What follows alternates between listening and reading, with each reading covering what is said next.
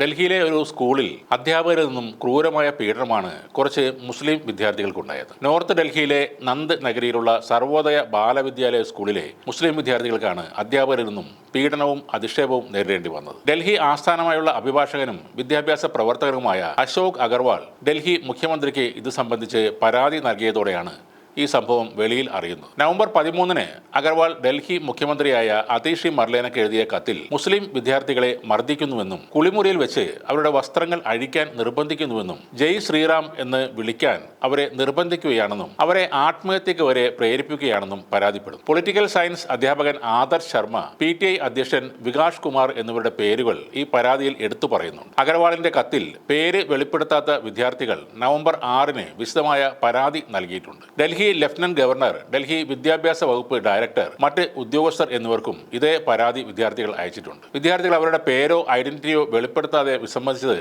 അവരുടെ ജീവനെ ഭയന്നാണെന്നാണ് കത്തിൽ പറയുന്നത്. വിദ്യാർത്ഥികൾ ഈ കാര്യം ആരോടും സംസാരിക്കാതിരിക്കാൻ അവരെ നഗ്നരാക്കി ആ ദൃശ്യങ്ങൾ ചിത്രീകരിച്ചെന്നും വീഡിയോ വൈറലാക്കുമെന്ന് ഭീഷണിപ്പെടുത്തി എന്നും പറയുന്നു. കൂടാതെ 11-12 ക്ലാസ്സുകളിലെ മുസ്ലിം ദളിത് വിദ്യാർത്ഥികളെ വേർതിരിച്ച് പിൻബെഞ്ചുകളിൽ ഇരുത്തുകയും ഉയർന്ന ജാതിയിൽപ്പെട്ട വിദ്യാർത്ഥികളെ മുൻവശത്ത് ഇരുത്തുകയും ചെയ്തുവെന്ന് വിദ്യാർത്ഥികൾ പറയുന്നു. ശർമ്മയെയും കുമാറിനെയും പേര് വെളിപ്പെടുത്താത്ത ഹിന്ദി അധ്യാപകനെയും നീക്കം ചെയ്യണമെന്നും അല്ലെങ്കിൽ മുസ്ലിം വിദ്യാർത്ഥികളെ മറ്റ് സ്കൂളുകളിലേക്ക് മാറ്റണമെന്നും സ്റ്റുഡൻസ് കളക്റ്റീവ് ആ കത്തിൽ ആവശ്യപ്പെടും. തനിക്ക് സർക്കാർ സ്കൂൾ ടീച്ചേഴ്സ് യൂണിയനിൽ സ്വാധീനമുണ്ടെന്നും വിദ്യാർത്ഥികൾ പരാതിപ്പെട്ടിട്ട് യാതൊരു ഫലവുമില്ലെന്നും ശർമ്മ വെല്ലുവിളിച്ചതായും പരാതിയിൽ പറയുന്നുണ്ട്. അതേസമയം കഴിഞ്ഞ വർഷവും വിദ്യാർത്ഥികൾ പരാതിപ്പെട്ടപ്പോൾ വിഷയം അന്വേഷിക്കാൻ എത്തിയ വിദ്യാഭ്യാസ വകുപ്പിലെ ഉദ്യോഗസ്ഥർ മുസ്ലിം വിദ്യാർത്ഥികളെയും 2 മുസ്ലിം അധ്യാപകരെയും ഒരു വിവേചനവും നടന്നിട്ടില്ലെന്ന് സാക്ഷ്യപ്പെടുത്തി ഒരു കത്ത് എഴുതാൻ നിർബന്ധിച്ചതായി പേര് വെളിപ്പെടുത്താതെ സ്കൂൾ മാനേജ്മെന്റ് കമ്മിറ്റി അംഗം പറയുന്നുണ്ട്. സ്കൂളിലെ ഏകദേശം 2500 വിദ്യാർത്ഥികളിൽ പകുതി അല്ലെങ്കിൽ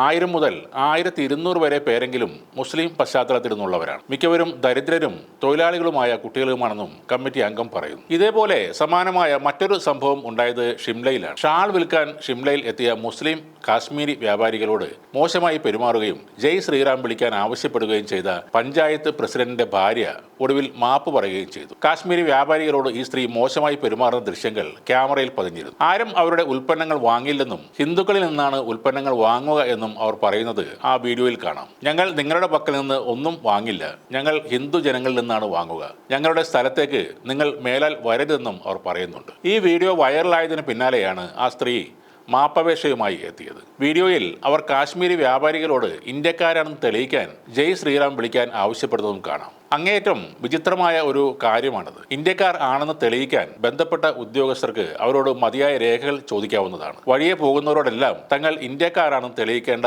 ബാധ്യത ഈ നാട്ടിലെ ആർക്കും തന്നെയില്ല. പിന്നെ ഇവർ പറയുന്നത് ജയ് ശ്രീറാം വിളിക്കാനാണ്. ഇന്ത്യക്കാർ എന്തിനാണ് ജയ് ശ്രീറാം വിളിക്കുന്നത്? അത് രാമഭക്തരോ അല്ലെങ്കിൽ അങ്ങനെ കപട ഭക്തി അഭിനയിക്കുന്നവരോ വിളിച്ചാൽ മതി. സംഘപരിവാറിന് അതൊക്കെ വിളിക്കാവുന്നതാണ്. ഒരു ഇന്ത്യൻ പൗരനും അയാളുടെ പൗരത്വം തെളിയിക്കാൻ ജയ് ശ്രീറാം വിളിക്കേണ്ട ആവശ്യമില്ല. അങ്ങനെ വിളിക്കാൻ ആവശ്യപ്പെടുന്നവരെയാണ് ഈ നാട്ടിൽ നിന്നും ഓടിച്ചു വിടേണ്ടത്.